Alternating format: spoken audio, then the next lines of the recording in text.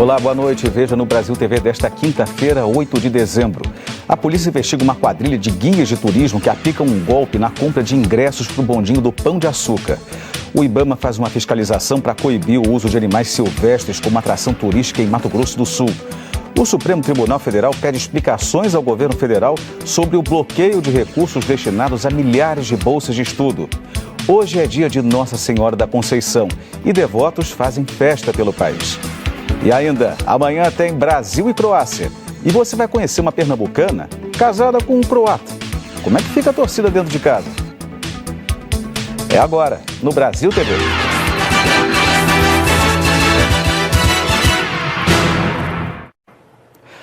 A polícia investiga guias de turismo que usavam cartões clonados ou roubados para comprar ingressos para o bondinho do Pão de Açúcar, um dos cartões postais do Rio de Janeiro. Estar em um dos pontos turísticos mais famosos do mundo é um momento aguardado por todos que visitam o Rio. Mas sem saber, vários turistas podem ter ajudado um esquema de estelionato comprando ingressos fora da rede oficial. Há 3 meses, a Polícia Civil investiga uma quadrilha formada por guias de turismo que atuam na Zona Sul e no centro da cidade.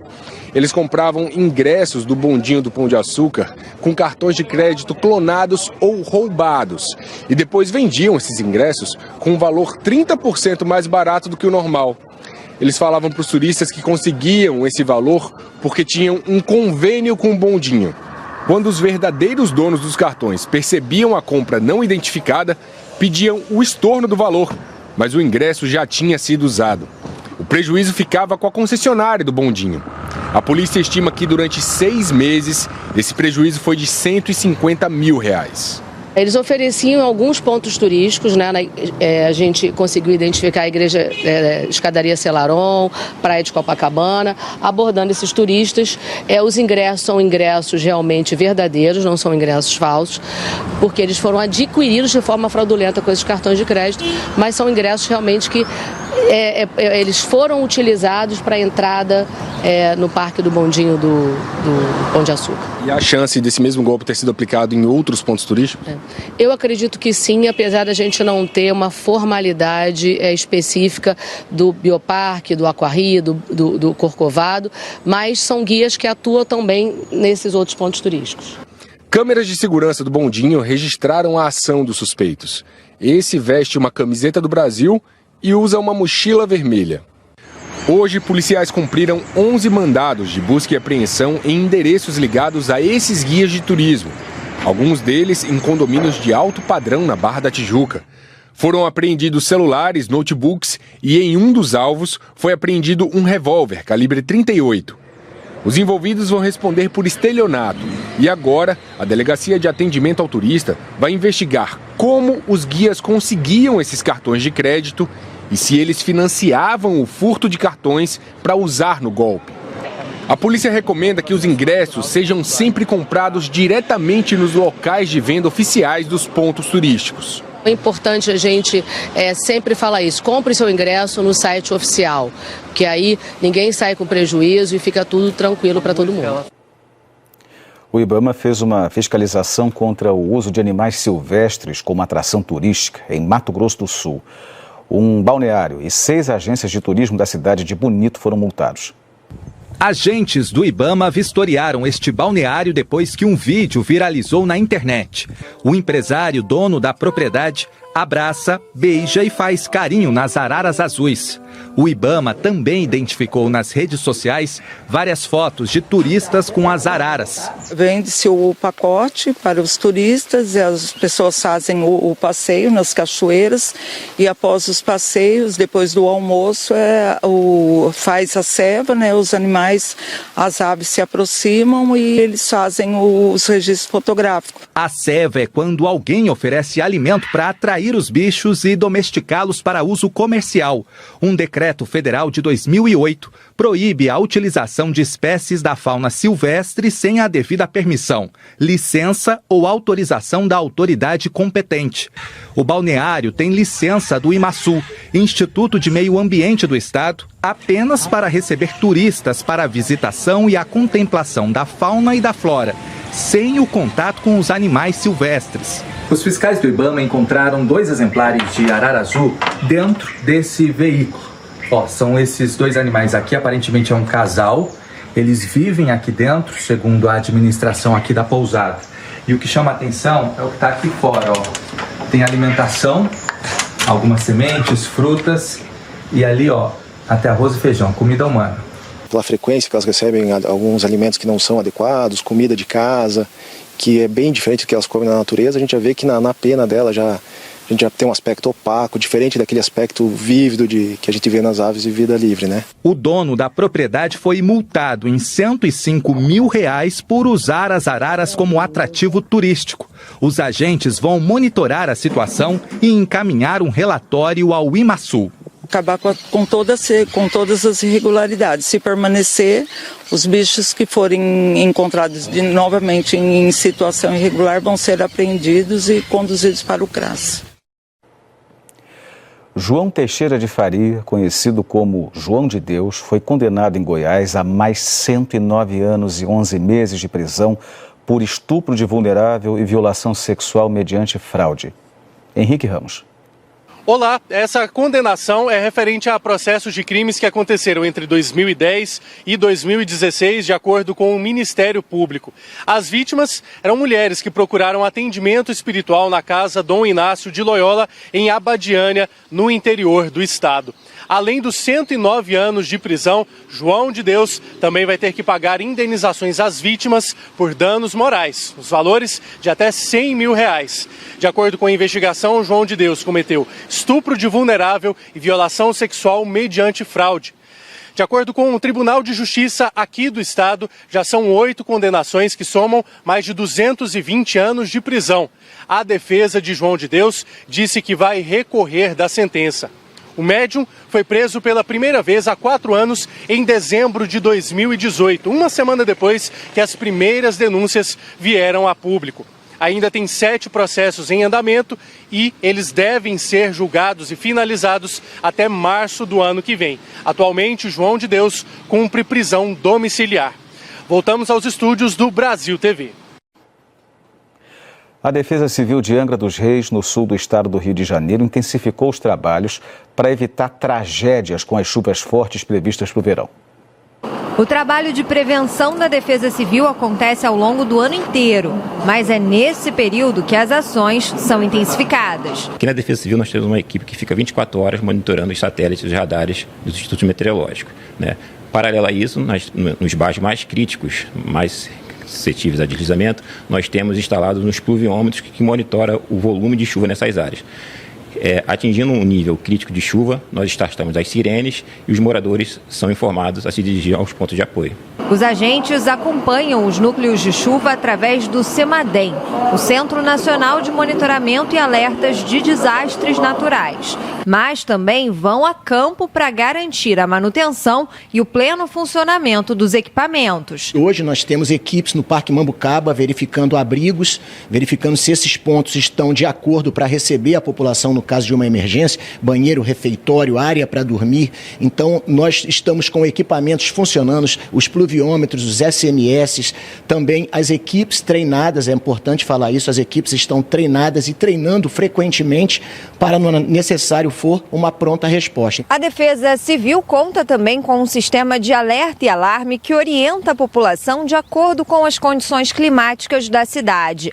Apesar de Angra ser o município com maior número de moradores cadastrados no estado do Rio de Janeiro, a adesão é baixa. Apenas 9% da população recebe as informações. O cadastro consiste em mandar o CEP da residência para o número 40199. É uma ferramenta importantíssima para salvar vidas. Nós não podemos ser frios, esquecer o que aconteceu há 8 meses atrás, onde tiramos várias pessoas soterradas. Isso foi em abril desse ano. Então essa ferramenta ela é fundamental para que vidas não se percam. Então a população tem sim que se cadastrar, o trabalho é simples e é gratuito. Com o histórico de tragédias e cerca de 40 mil moradores vivendo em áreas de risco, a união dos esforços entre o órgão e a população é fundamental. A população tem, junto com a Defesa Civil, uma responsabilidade enorme. E qual é essa responsabilidade? De estar sempre atenta, atendendo os informes, pedindo orientações, passando o feedback de como está o seu bairro, a sua comunidade, a sua casa. Isso é fundamental. Com o aumento da incidência de Covid em Pernambuco, o alerta está ligado para quem não completou o esquema de vacinação. No Recife, 83 mil pessoas estão com o esquema vacinal de segunda dose em atraso, de acordo com a Secretaria de Saúde do Recife.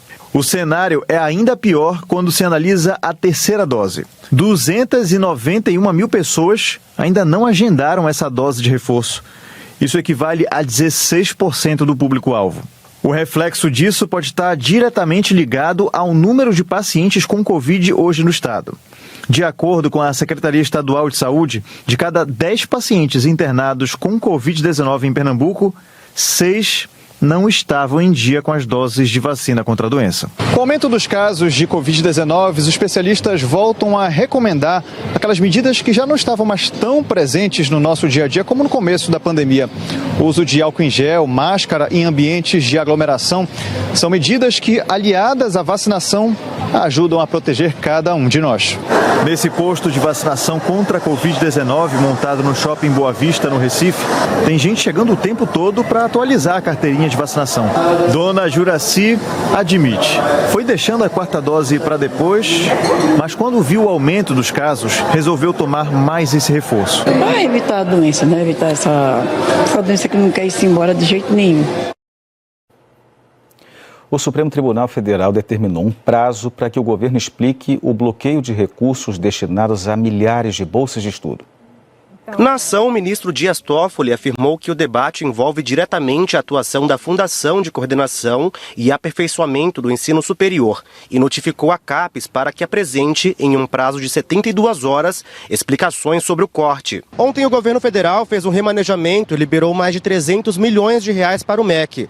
Mas esse valor não é nem a metade do que foi bloqueado na semana passada em todo o país. Só na UNB foram bloqueados mais de 17 milhões de reais. A universidade anunciou nessa semana que não vai conseguir fazer os pagamentos em dezembro e que o corte prejudica muitos alunos que têm a bolsa como principal fonte de renda. A UNB disse que não terá recursos para pagar o auxílio estudantil, contratos do restaurante universitário, da segurança, limpeza, manutenção e os projetos dos pesquisadores. Ou seja, um dinheiro que eu dependo assim, de forma quase exclusiva não vai estar chegando na minha conta. Isso vai me afetar como? Não vou poder pagar uma conta de casa, não vou poder pagar uma conta do cartão de crédito que eu tenho que passar ao longo do mês aqui na UNB. É mais um retrocesso que a gente está enfrentando na nossa universidade, né? A gente está com dificuldade aqui de pagar luz, de pagar água, de pagar segurança, de pagar o restaurante universitário, as bolsas de assistência, as bolsas de ensino e pesquisa. Muitos cortes já têm acontecido e a gente percebe em pequenas coisas como a falta de água, a falta de energia, às vezes, e a diminuição de servidores mesmo, as moças da limpeza, nessa questão de serviços mesmo. Pelos cálculos da Associação Nacional dos Dirigentes das Instituições Federais de Ensino Superior, o MEC precisa atualmente de pelo menos R$1 bilhão para pagar as despesas em aberto neste momento, incluindo bolsas.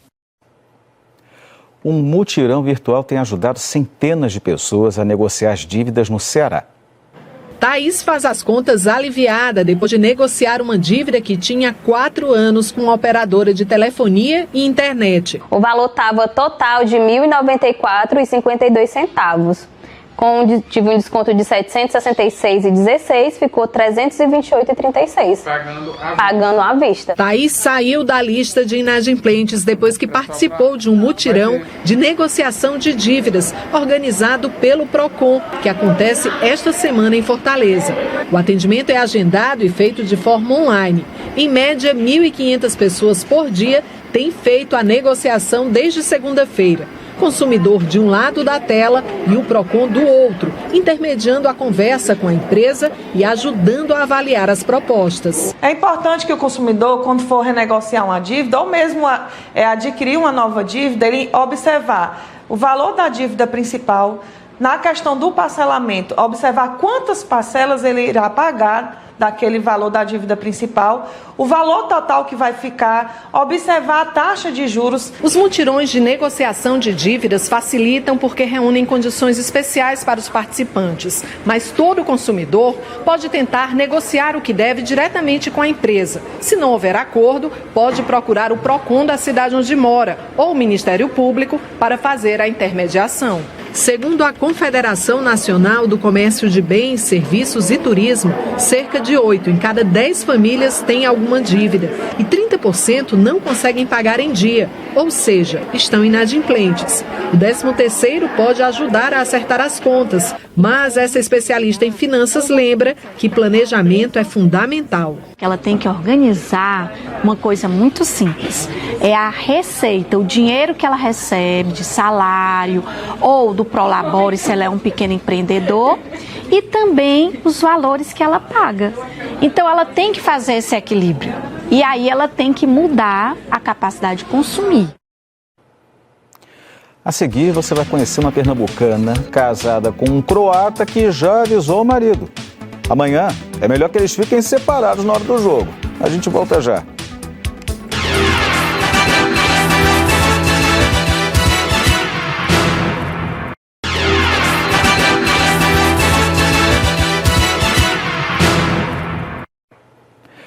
Hoje é dia de Nossa Senhora da Conceição, padroeira de algumas cidades pelo Brasil, e é um dia especial para os devotos. Os fiéis agradecem, pedem ajuda para superar dificuldades, trazem flores. Dona Eliana faz aniversário hoje, um motivo a mais para ser devota. Eu, enquanto vida tiver, sempre nessa fé. Fiéis lotam a basílica dedicada à Santa, uma das mais imponentes de Salvador. Aqui na Bahia, os católicos veneram Nossa Senhora da Conceição da Praia, porque a igreja em estilo barroco foi construída na orla. E na época, no século XVIII, ficava pertinho do mar. A devoção foi herdada dos portugueses e se confunde com a própria história de Salvador. Quando veio de Portugal para fundar a cidade em 1549, Tomé de Souza já trouxe uma imagem de Nossa Senhora da Conceição. E logo após a chegada, mandou erguer neste lugar uma capela de madeira e barro, em homenagem a ela. Este historiador lembra que Nossa Senhora da Conceição já foi padroeira do Brasil. Desde o século XII que existia essa devoção à Nossa Senhora da Conceição, desde que os portugueses expulsaram os mouros da Península Ibérica. Isso evoluiu, ela se transformou em padroeira de Lisboa e no século XVII, padroeira de Portugal. Padroeira do Brasil até que Nossa Senhora de Aparecida, se transforma na padroeira nacional, mas ela continua padroeira da Bahia. Desde 1971, Nossa Senhora da Conceição da Praia é padroeira da Bahia. Depois de 2 anos sem festa por causa das restrições da pandemia do coronavírus, uma multidão participou da missa campal. Precisamos nos unir cada vez mais, superar as dificuldades que temos passado na pandemia, vivenciar a paz que Jesus vem nos trazer. Depois da missa, os devotos saíram em procissão pela Cidade Baixa. E do alto, a população de São Luís recebeu as bênçãos no tradicional sobrevoo da imagem da Santa. No Recife, milhares de fiéis começaram a subir o Morro da Conceição durante a madrugada. Dona Sebastiana tem 89 anos e sobe todos os anos. Costume que ela passou para a família. O mais novo é o bisneto de 1 ano e 9 meses, que já dá os primeiros passos na devoção à Santa. Quando a gente quer uma coisa, aí pede a Deus primeiro, que Deus está no controle, né? E segundo é ela, para proteger a gente, é a nossa mãe. Dezembro é mês de Natal, mas muita gente já está pensando também no Carnaval. É que fevereiro está logo ali e os preparativos já estão a todo vapor. Em Belo Horizonte, por exemplo, a expectativa é de atrair 5 milhões de foliões nas ruas. Os foliões já estão na contagem regressiva. Daqui menos de 2 meses começa a programação oficial do Carnaval em Belo Horizonte. Em 2023, o calendário da festa vai se estender por quase todo o mês de fevereiro, entre os dias 4 e 26.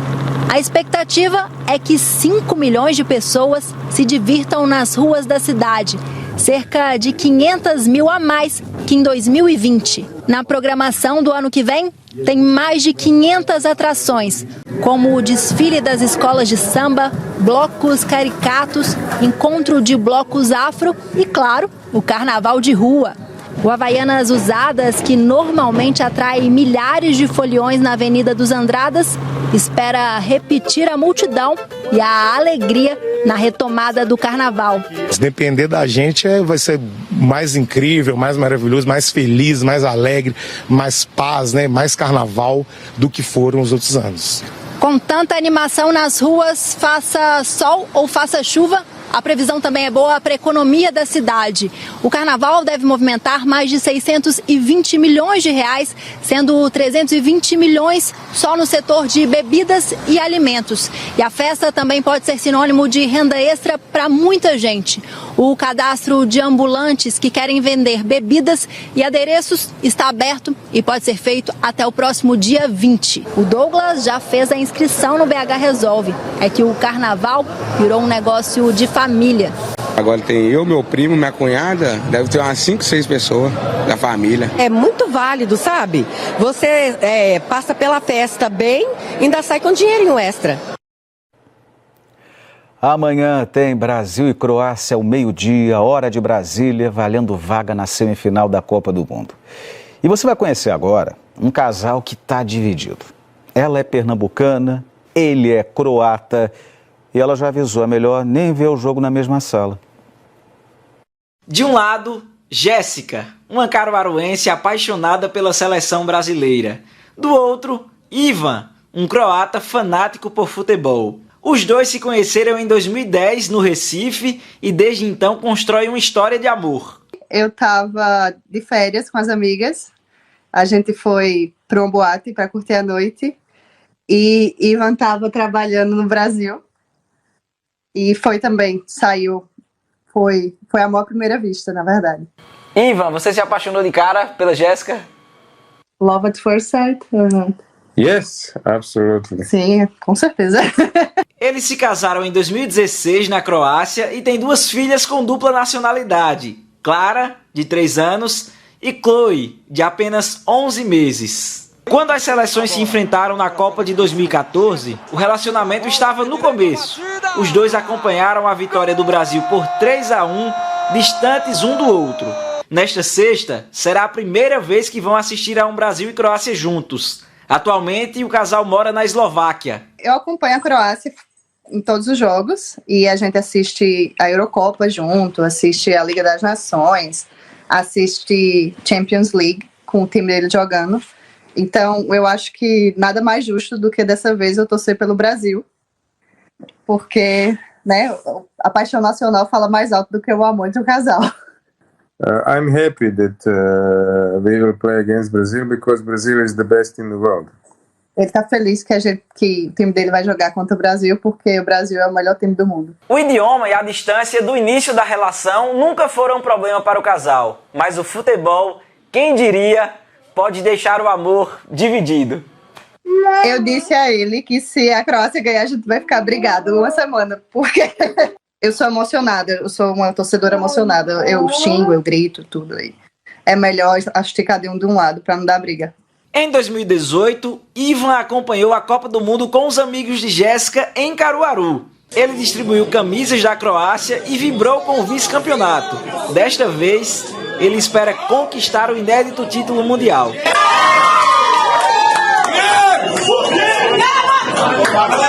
I enjoyed very much to watch with them because they are crazy. Brazilians are crazy.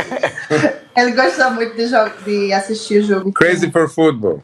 Com os fãs do Brasil, porque os brasileiros são torcedores muito animados, né? A gente é muito empolgado, muito fanático. Mas se depender da Jéssica, ele vai adiar o sonho, usar de novo a camisa da seleção brasileira e comemorar o Hexa no Alto do Moura. Se a gente ganhar esse jogo contra a Croácia, ele vai ter que botar de novo a camisa do Brasil para torcer para o Brasil nos outros jogos. E eu acredito que com certeza a gente vai passar da Croácia e vai até as quartas e vai até a final. O Hexa é nosso. Dessa vez a gente vai vencer. Então a camisa do Brasil para o Ivan. O Brasil TV fica por aqui. Outras notícias logo mais no Jornal Nacional. Uma ótima noite e até amanhã.